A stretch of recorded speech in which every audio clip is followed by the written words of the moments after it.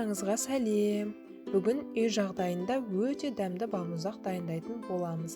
Қажет қоспаларды описаниеге жазып қалдырамын.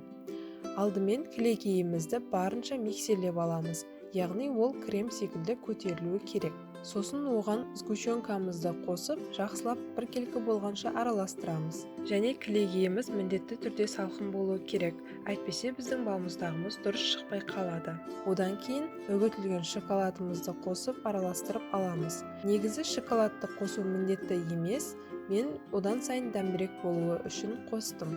Балмұздағымызды ыдысқа салып, бетін жауып, бір түнге тоңазытқышта қалдырамыз. Міне, біздің балмұздағымыз дайын.